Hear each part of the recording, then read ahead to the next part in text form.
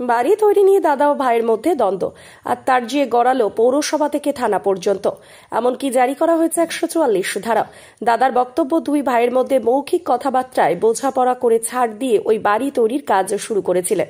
পরে ভাই সেই বোঝাপড়া অস্বীকার করে বাড়ি তৈরিতে আপত্তি করেছে। বিষয়টি পৌরসভা থেকে প্রশাসন সকলকেই জানানো হয়েছে। এখন প্রশাসন যেমন বলবে সেই অনুযায়ী নির্দিষ্ট ছাড় দিয়ে আমি বাড়ি তৈরি করতে চাই। অন্যদিকে ভাইয়ের বক্তব্য, কিছুটা ছাড় দেখিয়ে দাদা বাড়ি তৈরির কাজ করছে। পরবর্তীকালে ছাদ ঢালাই হয়ে গেলে জোর করে আবার সবকিছু অস্বীকার করবে। স্থানীয় কাউন্সিলরের বক্তব্য, বিষয়টি নিয়ে সমাধানের জন্য ওরা আমার কাছে এসেছিল, কিন্তু এখন সেটি প্রশাসনের কাছে পৌঁছে গেছে। তবে আইনের পথে চলবে। এখন শুনুন কে কি জানালেন। পিয়াল আছে, পিয়াল পুরো আমার জায়গাতেই আছে। পিয়ালের সঙ্গে পুরো ছাঁটিয়ে যে কাজ করেছে, মানে একটু মানে ছাড় দেয় না। কনস্ট্রাকশন যে একটা নিয়ম কানুন থাকে পৌরসভার কোনো নিয়ম কানুন নেই। জোর করে ওই ধারতে গেঁথে দিয়েছে, এই ধারতে গেঁথে দিয়েছে, দিয়ে বক্স করে দিয়েছে। সব বলতে 144 একটা কেস করেছি। এই দেখছেন মানে পুরো বাড়িটা মানে পুরো দেয়ালের সঙ্গে ঠেকিয়ে পুরো বাড়িটা হয়েছে। যখন বারণ করতে গেছি মানে শুনে নে, পৌরসভায় থেকে একটা মিউচুয়াল করে বলেছিল, পৌরসভায় একটা মিউচুয়ালটা হয় না। আমি 144 কেস করেছি, কাজ এখন বন্ধ রাখতে বলেছে, তার সত্ত্বেও মানে জোর করে কাজ করছে। আমাদের লোকাল যে কাউন্সিলর আছে, ডাকনাম চাঁদু, সে জোর করে কাজগুলো করাচ্ছে। মিস্ত্রির দিকে জিজ্ঞাসা করুন ওর দিকে কে পাঠিয়েছে, ওরাই বলে দেবে যে আমাদের চাঁদু পাঠিয়েছে। কতদিন আগে অভিযোগ করেছেন কোর্টেতে? 144 হয়েছে, মোটামুটি দিন 15 হয়ে যাবে। হ্যাঁ, আর যেই থেকে ঘর শুরু হয়েছে আমাদের অশান্তির শেষ নেই, মারপিট ঝগড়া করছেন। আর ওনার নাম মদন মোহন পাত্র। কে হয় আপনার? আমার দাদা হয়। উনি কি ছাড় দিয়ে বাড়ি করছেন না? না না, উনি ছাড় দিয়ে বাড়ি করছেন না। উনি কি পুরো আপনার মানে বাড়ির একদম গা ঘেঁষে বাড়ি করছে? হ্যাঁ, পুরো গা ঘেঁষে পুরো বাড়ি করছে। যখন দেখলো যে মানে কেস থেকে কোর্ট থেকে নোটিশ এসছে, কালকে রাতারাতি ওই দেয়ালটা মানে 2 ফুট ছেড়ে দিচ্ছে। লোকাল পার্টির লোক এসে বলছে একটু ছেড়ে দেয়ালটা তুলে দে, ছাদ ঢালার সময় ছাদ ঢেলে দিবি, পরে এই দেয়াল খুলে নিবি। আপনার নাম? আমার নাম আনন্দ পাত্র। এই জায়গাটার নাম? এইটা ভাটারমোড় হাউজিং গেটের পাশেই একদম। কত নম্বর ওয়ার্ড পড়ছে এটা? এটা 15 নম্বর ওয়ার্ড। কি চাইছেন আপনি? আমি চাইছি যে ওর ঘর হোক, আমি ওর ঘর বন্ধ করতে চাইনি, ছাড় দিয়ে যেন ঘরটা হয়। থানায় দ্বারস্থ হয়েছে? হ্যাঁ, থানায় দ্বারস্থ হয়েছি। থানা থেকে এসেও বারণ করে গেছে, নোটিশ দিয়ে গেছে। তাও ওনার কথা শুনছেন না? না, ওনারা কথা শুনছে না, জোর করে মানে করছে। কিছু করতে হলে ভয় দেখাচ্ছে, পার্টির ভয় দেখাচ্ছে। বাড়িটা শুরু হয়েছে জুলাই মাস থেকে। জুলাই মাস থেকে কাজ চলছিল। কাজ চলতে চলতে যে পজিশনে হয়েছে আপনারা দেখতে পাচ্ছেন, ছবি নিশ্চয়ই তুলেছেন। বিষয়টা হচ্ছে কি, ওর সঙ্গে সমঝোতা করেই ছবিটা তোলা হয়েছে, বাড়িটা শুরু হয়েছে। এবার বিষয়টা হচ্ছে কি, যে ওর পারমিশন নিয়েই দেখো ওই যে ওইদিকে রড ছাড়া আছে, যে একসঙ্গে জয়েন্টে ঘর হবে। ওর পারমিশন অনুমোদন নিয়ে যদি না থাকতো এতদিন কাজটা চলতে পারতো কি? কাগজ আছে? হ্যাঁ, নিশ্চয়ই লিগ্যাল কাগজ আছে তো। পারি লিগ্যাল কাগজ ছাড়া আমি করতে পারি না? আমাকে আপনার দাদা মানে ভাই লিখিত দিয়েছিল যে এরকম কিছু হয়েছিল না? মুখের কথা? যেটা কথা হয়েছে মুখের কথা, লিখিত কোনো ব্যাপার নেই। হ্যাঁ, যে আমরা দুজনে এখানে ঘর করব, ঠিক আছে। এবার ব্যাপার হচ্ছে কি, ও যদি বলে যে ছাড় দিয়ে ঘর করতে, আমাকে হঠাৎ একদিন বলল যে আমাকে কি কাগজপত্র লিখিত করে নাও, করে নিয়ে তারপর কাজ করবো। ওটা হচ্ছে 17ই অক্টোবর। তাহলে কী কাগজ করতে হবে বলো, কী কাগজ করলে আমার বাড়িটা হবে? তো তখন আমাকে একটা দাবি করে, আপনারা দেখছেন ওই যে ঘরের কোণাটা রয়েছে, ওই কোণা থেকে এই সোজা থেকে ওকে বাড়ির জায়গাটা ওকে লিখে দিতে হবে, না লিখে দিলে ও আমাকে কাজ করতে দেবে না। তো স্বাভাবিকভাবে আমাদের যে মিস্ত্রি কাজ করছিল, হেড মিস্ত্রি, ওর বন্ধু হয়, তাকে বললাম যে যেহেতু দু ভাইয়ের বিষয়টা, তাহলে দু ভাই যাতে মিটে যায়, যাতে আমরা এই বাড়িটা করতে পারি, একটু আলোচনার ব্যবস্থা করো। তো যখন যথারীতি সে বললো আমি আলোচনায় বসাতে পারছি না, আমার কথা শুনছে না, তোমাদের দু ভাইয়ের ব্যাপার, তোমরা দু ভাইয়ে মিটমাট করো। যখন হাত তুলে দিল, তখন আমি এলাকার যে কাউন্সিলর তাকে জানালাম। তারপরে প্রথমে জানালাম ওর ছেলেকে, যে দেখো, যেহেতু ভাইপো হয়, যে দেখো বিষয়টা যেহেতু দু ভাইয়ের ব্যাপার, তোমরাও তো বড় হয়েছো, সাবালকে যেহেতু 18 বছর বয়সের ঊর্ধ্বে, তোমরাও বিষয়টা চিন্তা ভাবনা করো। তোমাদের যে জায়গাটা যদি তোমাদের জায়গা চেপে করি, তাহলে তুমি বলো।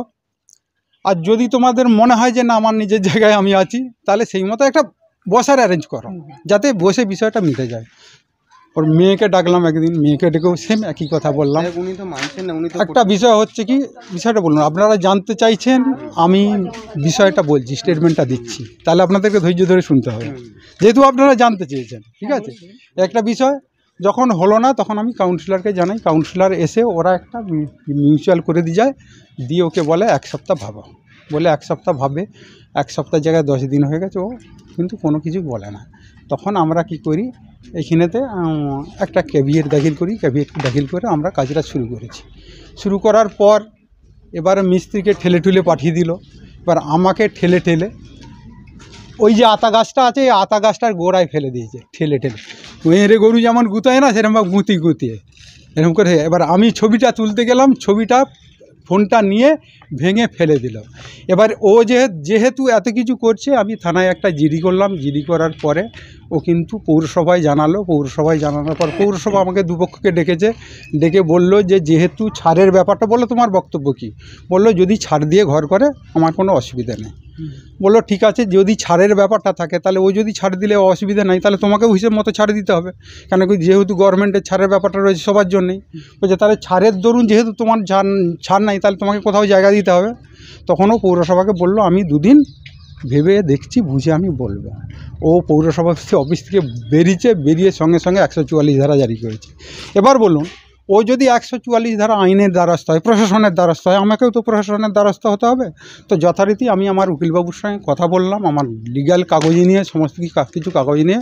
উনি বললেন যে না, আপনি বাড়িটা শুরু করুন, যেহেতু আপনার লিগ্যাল কাগজপত্র আছে, সমস্ত কিছু আছে, যদি ছাড়ের ব্যাপার থাকে আপনি ছাড় দিয়ে দিন। আপনি কি ছাড় দিয়েছেন? হ্যাঁ, আমি যথারীতি আগের যেটা কম্প্রোমাইজে হচ্ছিল সেইটা বাদ দিয়ে আপনারা ছবি তুলে নিতে পারেন, সেইটা বাদ দিয়ে যতদূর সম্ভব ছাড় দেওয়া ততদূর ছাড় দিয়ে আমি আবার গতকাল থেকে পুনরায় শুরু করেছি। কিন্তু দেখা যাচ্ছে যে বাড়ি মানে একটা বাড়ির মধ্যে এই যে দেয়াল ইয়ে করেছেন, তাহলে ওটা কি ব্যবস্থা হবে? সব ব্যবস্থা হয়ে যাবে, যথা সময়ে সব ব্যবস্থা, সব কাটা পড়ে যাবে, সব কাটা পড়ে যাবে। আপনি বলতে চাচ্ছেন আমি ছাড় দিয়ে বাড়ি? হ্যাঁ, আমি ছাড় দিয়েই বাড়ি করবো। আপনার নাম? আমার নাম মদনমোহন পাত্র। এবার বলুন, যদি আপনারা লিগ্যাল ডকুমেন্টস দেখাতে চান, পৌরসভার পাস করা প্ল্যান আছে। এই পাঁচিটা তুলেছেন, সেই পাঁচিটা কি পরে ভেঙে দেবেন? এরকম কোন পাঁচিটা? ওই যেটা আছে, হ্যাঁ, ওটা তো ভেঙে দেওয়া হবে, ভেঙে দেওয়া। যেখানে কম্প্রোমাইজে চলছিল, যতদিন চলছিল ততদিন উঠেছে, এখন যখন কম্প্রোমাইজ হচ্ছে না, তাহলে আমাকে সেই মতো করতে হবে।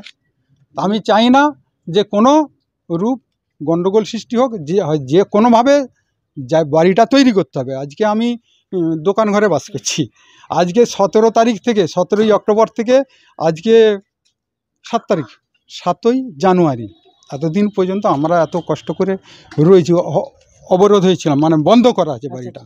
তাহলে একটা তো যে কোনো ব্যবস্থা নিতে হবে। মানে যেটা সমস্যা হয়েছে ছাড় নিয়ে, সেটা আমি ছাড় দিয়ে দেবেন? হ্যাঁ, ছাড় দিয়ে দেবেন, অসুবিধা নেই, অসুবিধা। এবার প্রশাসন আসুক, যেহেতু প্রশাসনের ম্যাটারে গেছে, প্রশাসন আমাকে যেটা বলবে সেটা করব। কোর্ট প্রশাসনকে জানিয়েছে যে বিষয়টা কি আছে দেখে আমাদেরকে রিপোর্ট দাও। তো প্রশাসন ছবি তুলে নিয়ে গেছে, তারা প্রশাসনের পক্ষ থেকে বিএলআর অফিসে কপি গেছে, থানায় কপি গেছে।